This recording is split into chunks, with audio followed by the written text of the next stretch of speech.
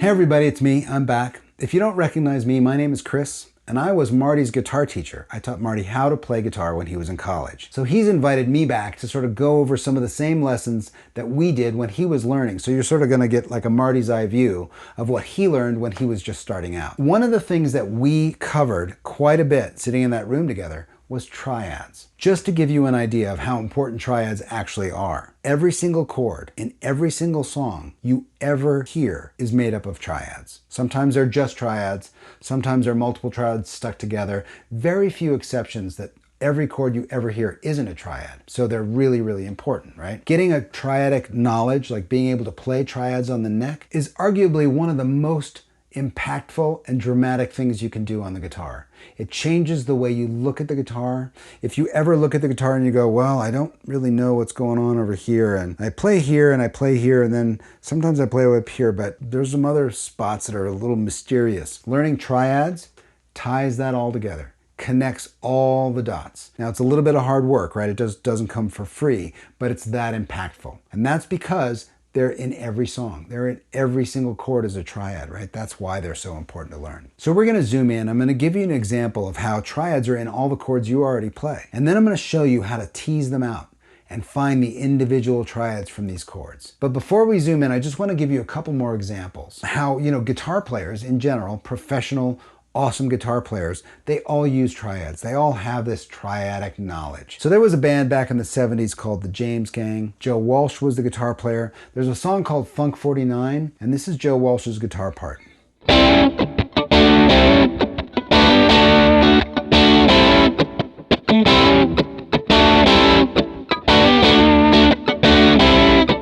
That's all triads. Van Halen, just about everything he ever wrote was triads. Unchained, he uses a lot of distortion and he's in drop D, but you'll get the idea.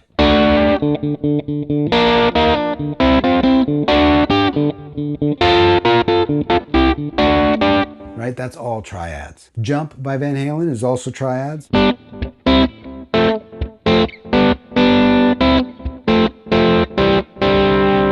All triads too, right? Triads are used in everything. All great guitar players have great triadic capability. Let me show you how to tease them out of the chords that you already know. Okay, so triads. Every single chord in every single song you ever hear are triads. Makes them pretty fundamentally important. Now, if that's the case, then every single chord you already play is made up of triads. Let's check that out. Here's a G major bar chord, 3rd fret, big old G major, right? I'm going to tell you what notes are in this chord and show you that this is actually a triad. Here's how we do that. Here are the notes in this G chord. G, D, G, B, D, and G. So even though there's 6 notes ringing out, the G has been repeated and the D has been repeated, right? So really, in this chord, there are only 3 notes. 3 notes. It's a triad. This is a triad, okay? But since it's got 6 notes ringing out, what we really want to do here is tease this chord apart and find out all of the small 3-note voicings that we can get from this big old chord, okay? So the way we're going to do that is we're going to divide the guitar into sets of 3 strings. We're going to use the top 3 strings, then we're going to go to the next set of 3 strings, then we're going to go to the next set of 3, and then we're going to go to this lowest set of 3 strings. And we're just going to use this 1 bar chord, and we're just going to find out what's going on in each one of these sets of strings just playing this chord. The top set, if you just play the notes that are on the top 3 strings from this chord, they look like this. These notes are B, D, and G. So you can see that these make a G chord. This is a G triad. Go back to your bar chord and just play the notes on the next set of strings. Right? That's just this set of strings right here. That looks like this. Those notes are G, B, D. So that's a G triad as well, right? So far, each one of these string sets has a full triad on it. Go back to your bar chord, just play the strings in the next set. That looks like this. those notes are D, G, and B. So that's a G triad as well. The last set of strings, these notes are G, D, and G again.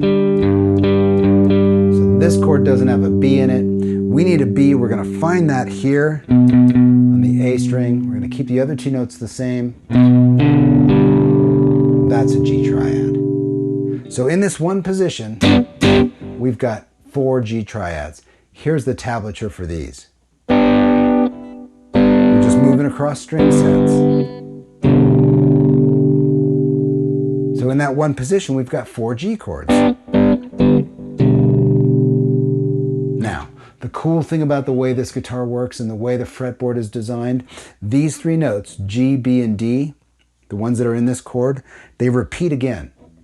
All of those notes repeat again right here, and I'll show you the tab for that.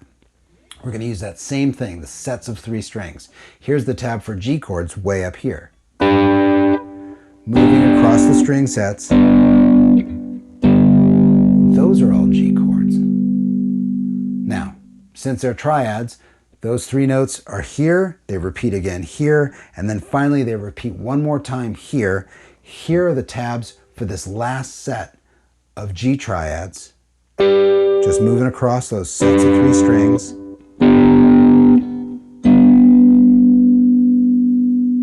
So now all told, there's 12 different voicings for G chords.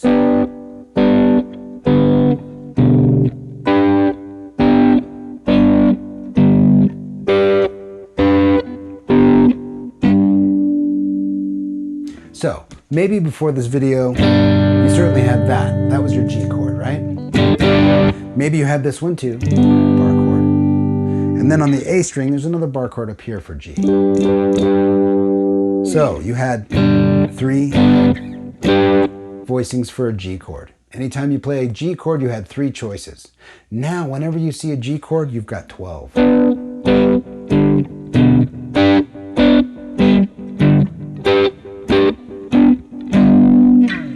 12 is better than 3, let's just say that. So now, let me just show you something else. That pattern for all those G chords, the pattern is the same for any major chord you run across. The only thing that changes is the fret numbers, right? So, for example, if you said, show me all the A triads, just get your A bar chord together here and just play these as single string sets. And then repeat the whole pattern that we just did. And you've got all the A chords. This is the same for G and C and F sharp and B flat, and all of the possible chords follow this exact same pattern. All you have to do is shift it around. And then you have 12 voicings for every chord. That's pretty powerful.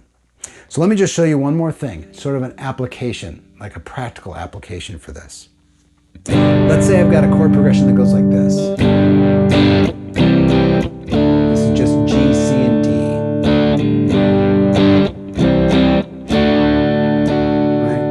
I can only really play it down here, right? Maybe I can play it in bar chords, but I'm limited to where I can play this.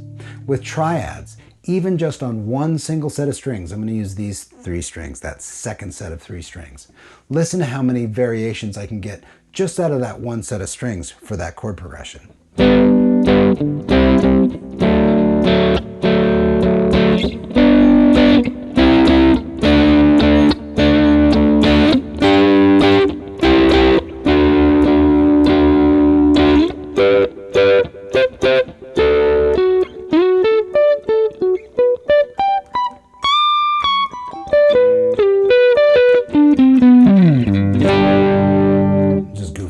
At the end, but you can see I've got that chord progression. I can move it all over the place, right? I can go down, I can go up, I can change it up again, I can move all over, and that's just one set of strings.